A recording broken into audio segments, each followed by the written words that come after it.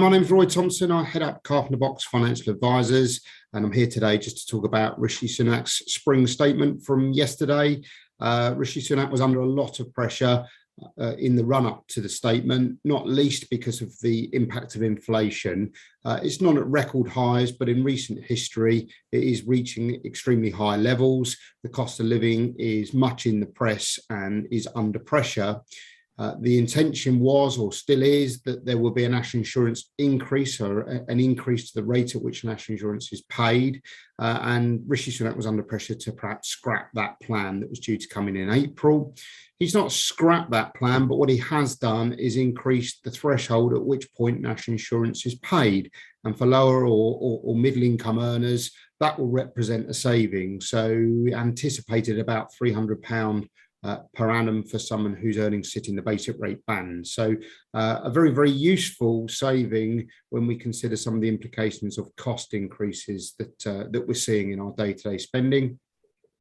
The fuel duty as well, there's a reduction in tax on the fuel duty. That's going to be ever so helpful. Personally, filling up the car has become a very expensive thing to do. No doubt it will accelerate the idea of purchasing electric cars. So your cost of fuel is still very high. The fuel duty relief that Rishi Sunak's introduced will be helpful for many families, I'm sure.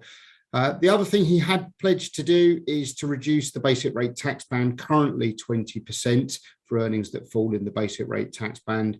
He has pledged to reduce that by the end of Parliament to 19%.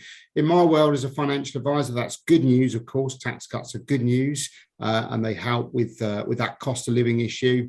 One point to mention is around pensions. So if you pay into a pension and you get basic rate tax relief, that relief is currently at 20%.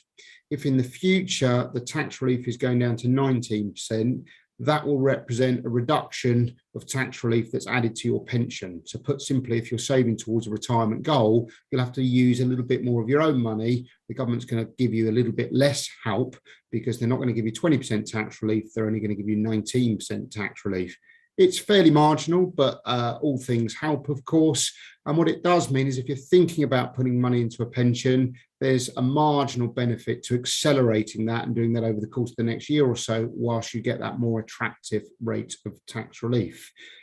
Outside of that, I think the statement was fairly quiet, and that was probably anticipated, really. The situation in Ukraine/Russia is going to leave a lot of points perhaps unknown, and the impact of that will be felt as the year goes on, and the government may feel that it's in a better position to make some more proactive points around the budget later in the year, or perhaps in future spring statements.